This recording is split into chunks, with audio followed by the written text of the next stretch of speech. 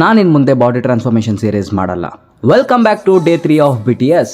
ಇವತ್ತು ಬೆಳಗ್ಗೆ ಎದ್ದು ಮಾರ್ನಿಂಗ್ ಪ್ರೊಸೀಜರ್ನೆಲ್ಲ ಮುಗಿಸ್ಕೊಂಡು ಅದೇ ಶೌಚಾಲಯ 1 2 ಇವ ಯಾರೇ ಇವನು ಯಾರ್ಯಾರು ಬರ್ತಾರೋ ಮರೆ ಈ ಮನ್ಯಾಗ. ಅದಾದಮೇಲೆ ಇನ್ನೇನು ಜಿಮ್ಗೆ ಹೋಗಬೇಕು ಅಂತ ರೆಡಿಯಾಗಿ ಹೊರಡಬೇಕಾದ್ರೆ ನೋಡಿ ಯಾರು ಎಂಟ್ರಿ ಕೊಟ್ಟರು, ನಮ್ಮಮ್ಮ.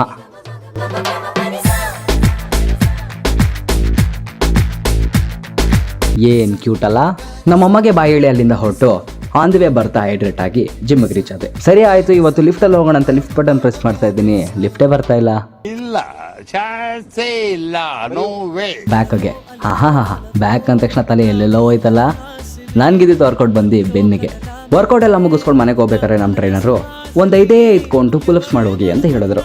ನಾನು ಫುಲ್ ಜೋಶಲ್ಲಿ 5 ಸರ್, ಒಂದು 10 ಮಾಡ್ತೀನಿ ಬನ್ನಿ ಅಂತ ಹೋಗಿ ಟ್ರೈ ಮಾಡಿದೆ. ನೋಡಿ ಅದೇನೋ ಅಪ್ಪ ಬಾಡಿನೇ ಮೇಲೆ ಬರ್ತಾ ಇಲ್ಲ. ನನಗಂತೂ ಈ ಜೀವನವೇ ಬೇಸರ ಆಗೋಗ್ಬಿಟ್ಟಿದೆ. ಬಟ್ ಈಗೇನ್ ಮಾಡ್ತಾನೆ ನಿಮ್ ಹೀರೋ?